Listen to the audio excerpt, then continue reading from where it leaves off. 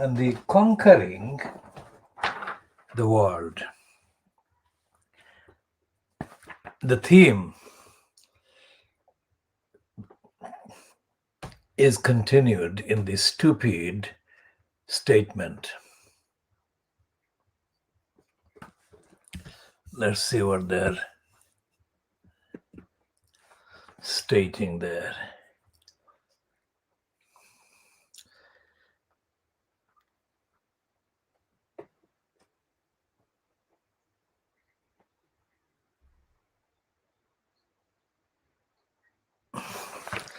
They're saying, Viva forever, and it's how 5 fierce females conquered the world. We celebrate 25 years of the Spice Girls. They didn't conquer the world at all. They split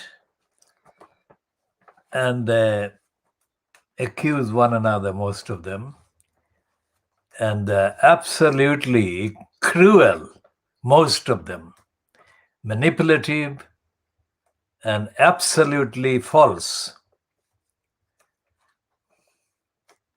So why does the lying Murdoch tabloid overhype them?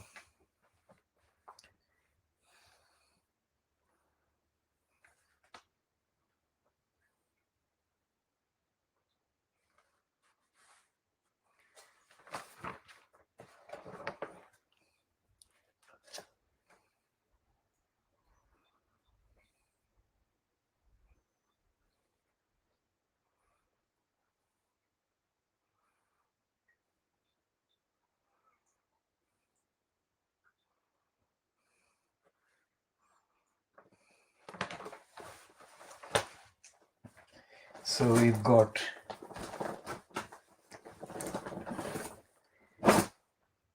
one, two, three, 4, 5, 6.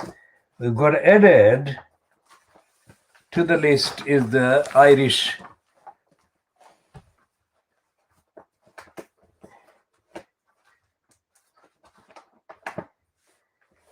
Independent, just for context.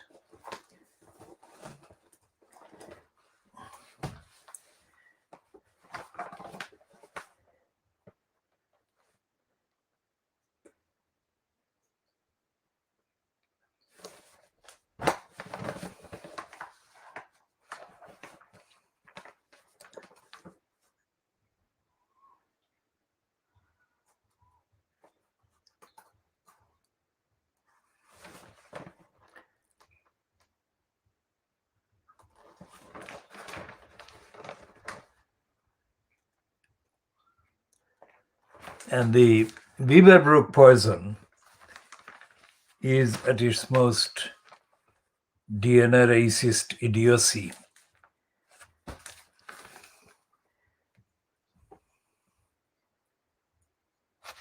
We shall look at that in detail.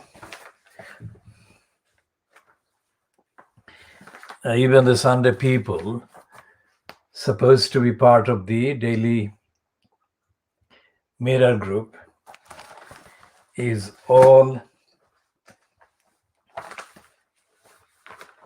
and the Sunday Mirror itself.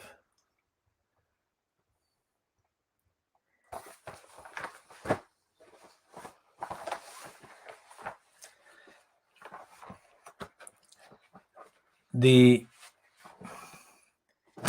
Observer, that is the Guardian Observer, is the only one that is not running with the story brainwashing hyperbole. This is the one about Johnson doing the same thing as he did in March last year.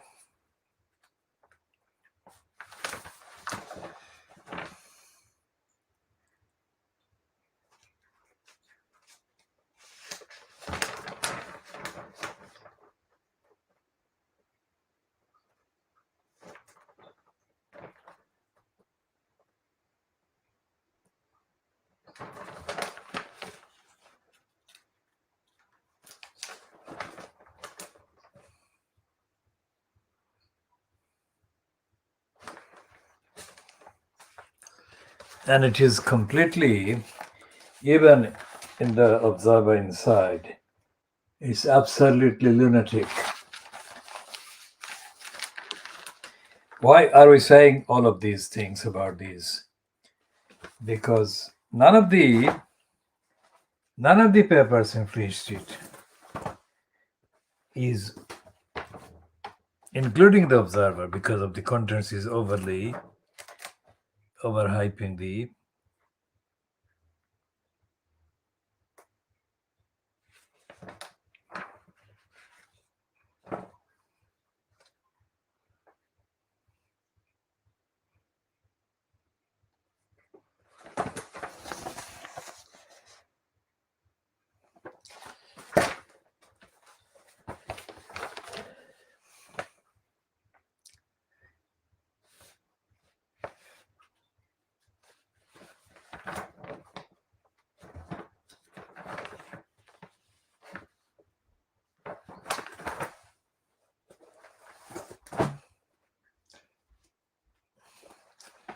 And the Daily, bribing the Boris Graf on Sunday, has now, of course, completed the brainwashing hype by quoting an alleged statement by Brenda. Brenda is supposed to be the constitutional monarch, not a political monarch.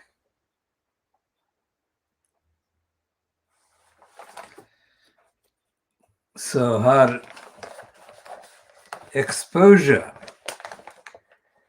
as a Brexiteer showed the lie of her reign. Now look at the Sunday Times. Now will these people absolutely have to eat their words?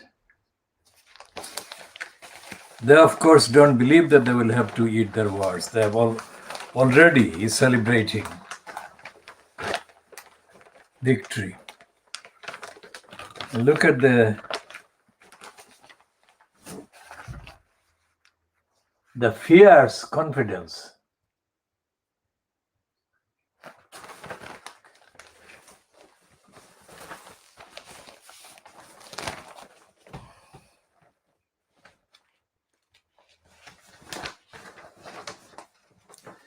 And this is the actual size of it. It is wider than the television screen can take.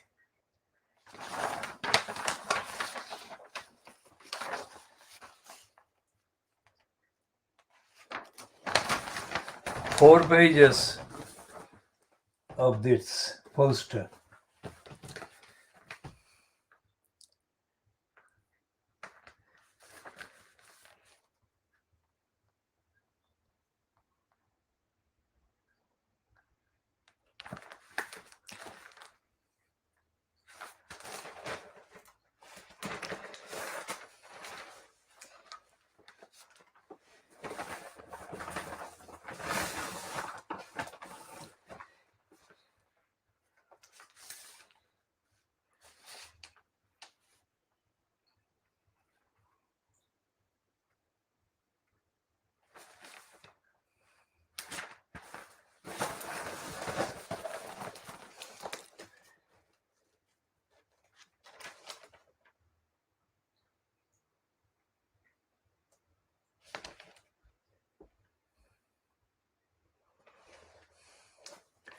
And they cannot find excuses to glorify Kate Middleton. Anything is glorified.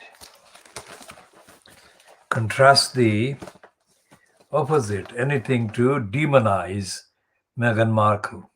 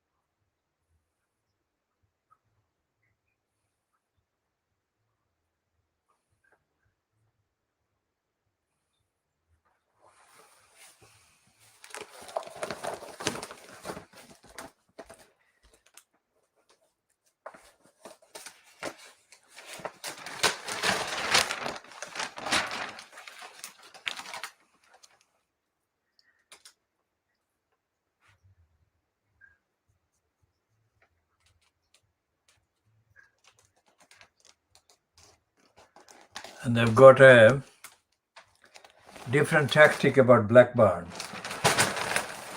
They got these, well, they're talking about Pakistanis and Indians in Blackburn. They're saying that this town isn't divided. We are one people and we all love England. In Blackburn, long described as segregated, the South Asian community is cheering on Kane and company as loudly as anyone else. Let's see what the substance says.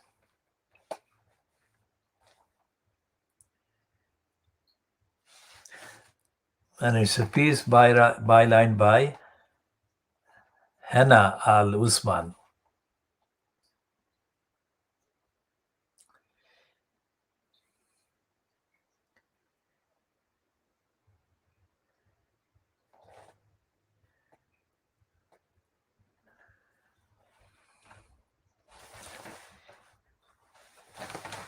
So they're starting with a Muslim name, whether it's a Muslim with Indian origin or Pakistani origin is not clear, but let's see. Salim Mullah, a former mayor of Blackburn,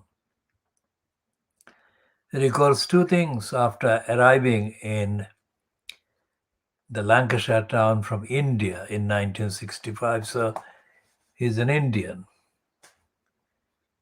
The other is watching. So one is seeing his first snow. The other is watching England lift the World Cup on a black and white television the next summer. Mullah 66 never ever expected it would be so long before he would see England in another final.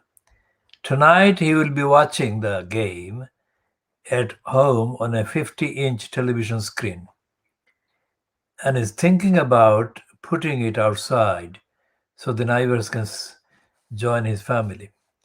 I'm a big football fan, he said. My 10 grandchildren are all England mad. They were here watching the semi-final in their England shirts. Blackburn has a reputation for being segregated. Its residents of South Asian descent have been described as living parallel lives with white Blackburners, Blackburnians. But there is no need to ask which team residents or either heritage support. We are one people, Mullah said. We love England. Our home is here. It's our town, it's our country. Last week, a video of boys at Blackburn Islamic boarding school, Jamiatul Ilm Al-Huda, went viral. They were celebrating Harry Kane's rebound penalty, which sealed victory over Denmark. It was amazing, etc., etc. So it's full of testimonials like that this piece is written.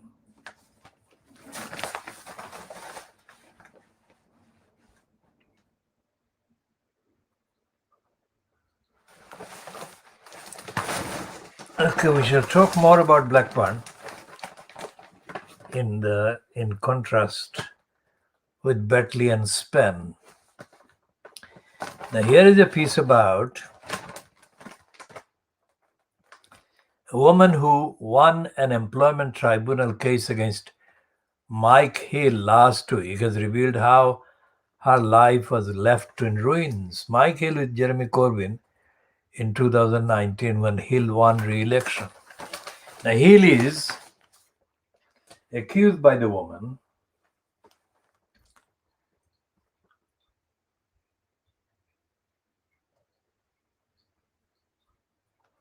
of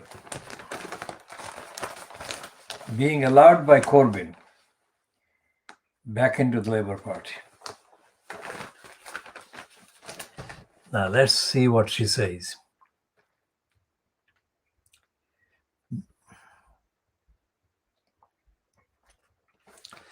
Well, the two women that let Hill back into the Labour Party are named as Kerry Murphy and Jenny Formby. A former NHS worker has spoken for the first time about how she was groomed by a married Labour MP who subjected her to a campaign of sexual abuse. The 56-year-old, reading again, the 56-year-old woman was left homeless and without a job when she was sacked by Mike Hill after he repeatedly sexually assaulted her. Hill, the Labour MP for Hartlepool, from 2017 to March this year, persuaded the mother of two to give up her house and move to London to work for him. He promised her accommodation to cut her costs. After she agreed to leave her life in the northeast of England, Hill, 58, confessed his love for her, and she found herself sharing a one-bedroom flat with him in Pimlico, near the Palace of Westminster. She rejected his advances, but within weeks, Hill got into bed with her as she slept, rubbed himself against her, and fondled her breasts. The woman alleges that Kate Holland, a Labour MP who found her crying, told her not to complain.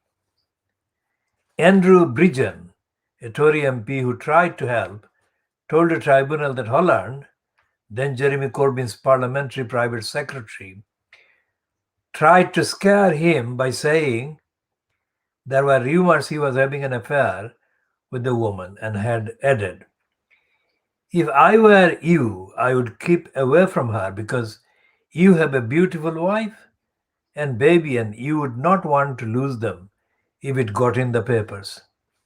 Last week, the woman won an employment tribunal case against Hill, who quit as an MP in March because of the scandal, triggering a by-election that Labour lost. A separate investigation found that Hill had breached Parliament's new sexual misconduct policy. Hill's case has been funded by the taxpayer because of an insurance policy offered to all MPs, whereas his former employee's case has been funded in part through a crowdfunding campaign. Her lawyer, Suzanne Mackey, QC, of the firm Farori Law, has worked pro bono. Speaking about her 16-month ordeal, the woman, who has lifelong anonymity, said she was considering suing Labour. She is also likely to pursue a complaint to the police against Hill, which she had put on hold. "Yes, it's a victory, but I'm still a complete mess. I have lost my job and I'm still homeless. My mental health is in tatters. And yet he suffered no punishment for what he has done. He has faced no sanctions because he resigned as an MP before the independent investigation reported back." The woman, who suffers from post-traumatic stress disorder, met Hill when he was regional organizer for the trade union Unison. He helped represent her in a court case against the NHS after she was physically assaulted by a patient. When she won, Hill continued to involve himself in her life. "Eventually, I considered him a trusted friend," the woman said. Hill, who was first elected in June 2017, came to the woman's house in early September that year and begged her to work for him in Westminster. He was crying and saying he couldn't cope, she said. He was socially awkward and wasn't good at connecting with people. He said that he felt completely out of his depth, which he was. "At the time, I was still having therapy after my previous ordeal, and I didn't want to move to London, and yet I felt like I was beholden to him. Now, this is not the full story. This is I've only read part of it in the Sunday Times today. It's the Sunday Times.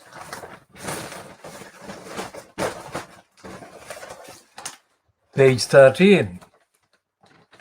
And the heading is, of course, that I was groomed and sexually abused by MP let back into Labour by Corbyn. Now, this is a piece that involves 4 people: Corbyn and Hill, and Kerry Murphy, and Jenny Formby. Now, I have said throughout that Jeremy Corbyn is intellectually unfit. He is not intellectually able.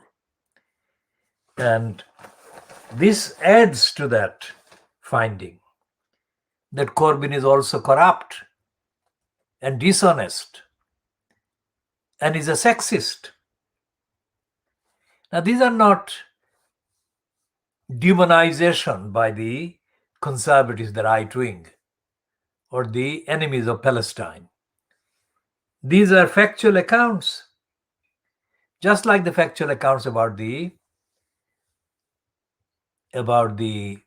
socialist wonkers who covered up a rape of a member of the SWP by a member of the SWP, and went to great lengths to demonize the people who even attempted to support the victim of the rape by an SWP member.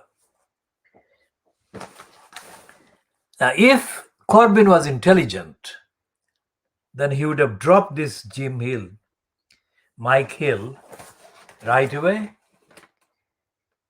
and he would have apologized to the woman and would have confessed that the Labour Party leadership was completely unfit for purpose.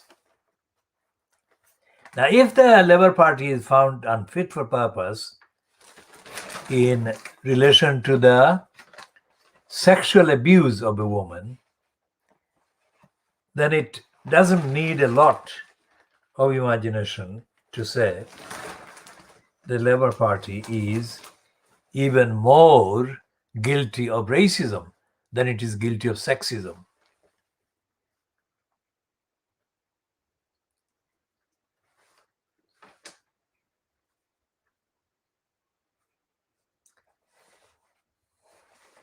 So we'll talk about the Labour Party being unfit. And this actually adds to the evidence which constitutes the finding that the Labour Party has been politically murdered.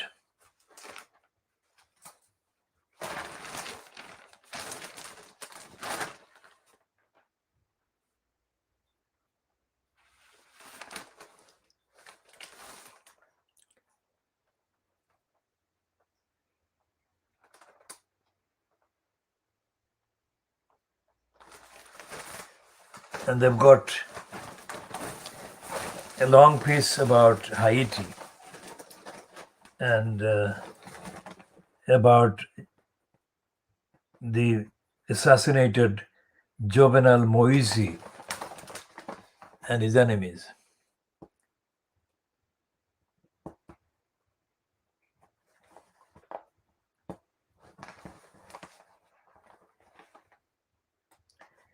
And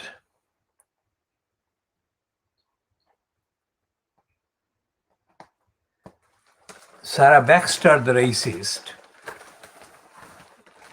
has now been lodged in America by the Sunday Times. And she is filing about Donald Trump now.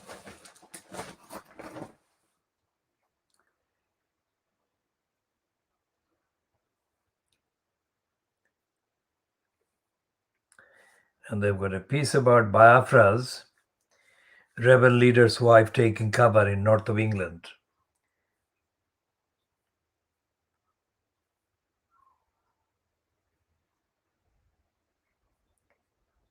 And Camilla Long, who thinks that she should have been married to a member of the royal family rather than the likes of Meghan Markle, has got a piece about men's bodies.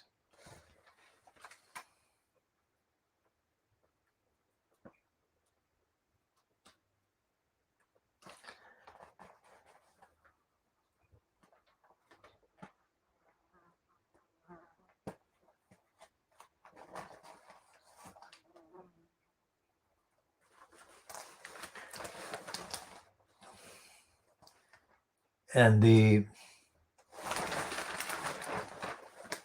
editorial page is full of excuses to support fascist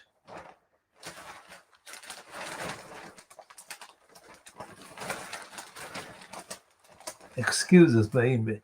And Matthew Said is, of course, a mental slave stooge.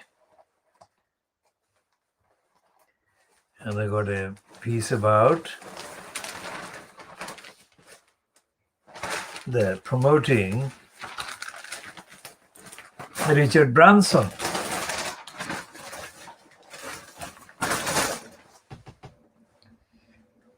What the Fleet Street papers are stuffed with is absolute lies and denials and dishonesty and corruption and criminality. And it's a fantasy that they look for excuses to invent every single day, every single edition.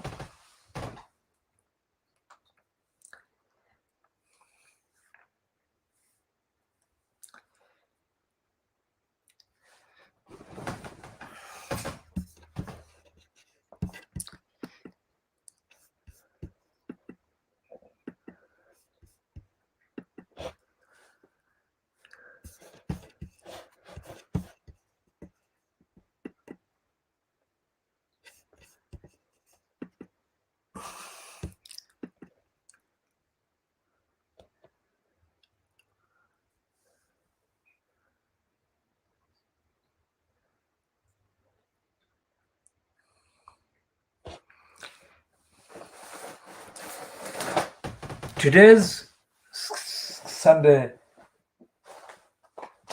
versions of Fleet Street, including the Irish one that we bought for evidence, cover price is just under £18. Now, if any member of the ordinary public, ordinary in terms of the amount of income, disposable income they have, any member of the many, if they wanted to know what the Sunday papers contain, and if they had to look for any evidence on the actual contents, they could spend the whole day, because it would take the best part of the day to literally go through the news contents. And they could not find any reference to society.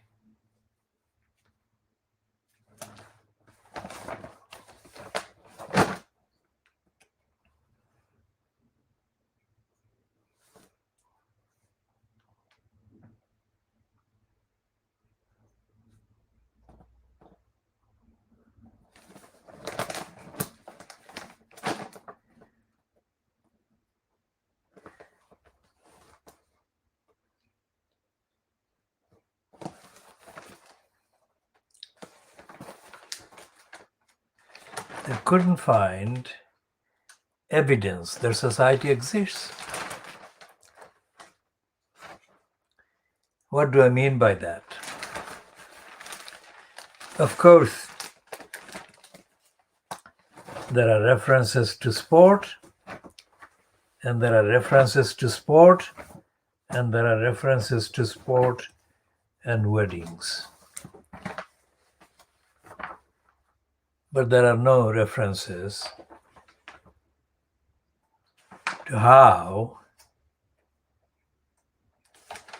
billionaires get to be billionaires.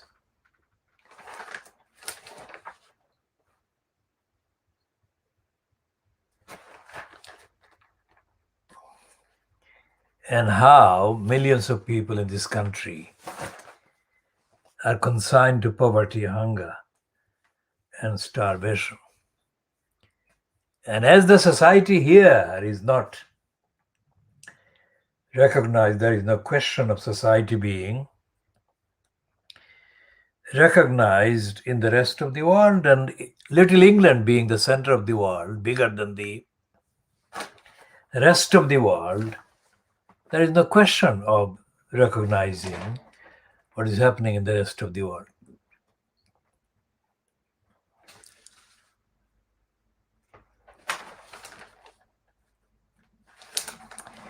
Any attempt to factually report what is happening in society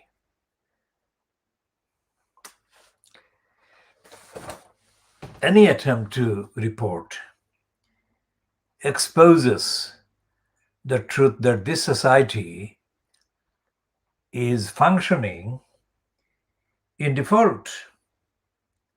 That is to say, those who are in posts apparently legitimately to serve society, to deliver services to the people, they are not doing so.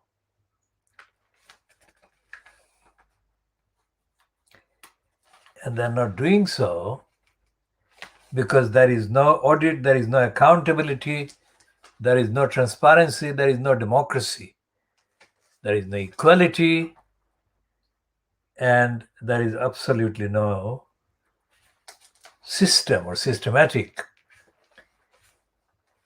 access to a fair hearing, a fair claim against the unfairness of the particular deniers and decision makers. I mean, even the observer is, stuffed with this kind of thing.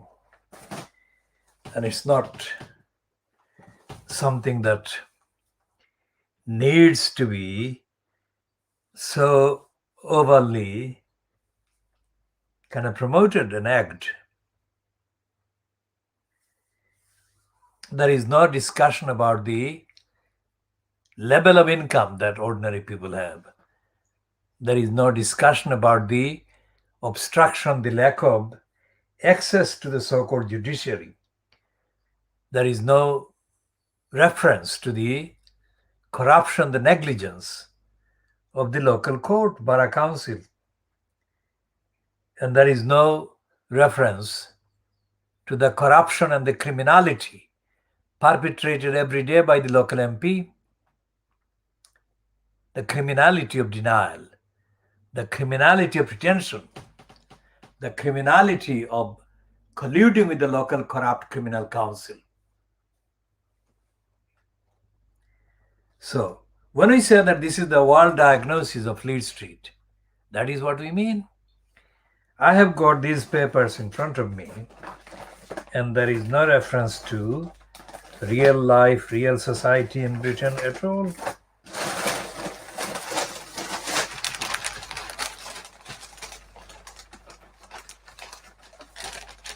The biggest picture on the front page of the Sunday Times is, of course, Kate Middleton. As he said, not even Brenda. who is still alive and still not out of the throne. This is the broadsheet.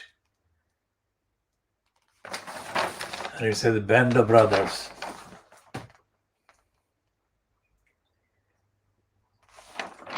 So what choice is there for the ordinary person? There is no choice. Brainwashed until they can't breathe.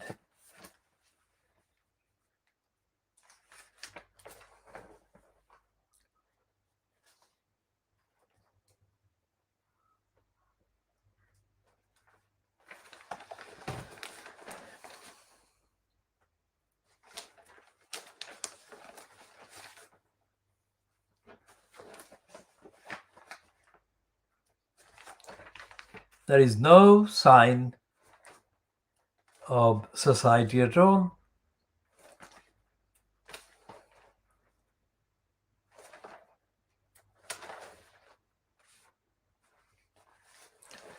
They said the Murdoch scum has got even a bigger picture of Kate Middleton on page 19. Where has she returned from? Kate's smashing return? What on earth is that?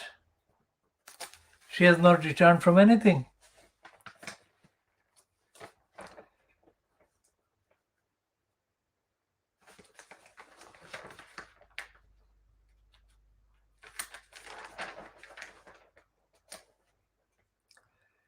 And they got Sarah Everard only on pages 20 and 21, that her rapist, her kidnapper, her rapist, and her murderer should have been sacked 3 years ago.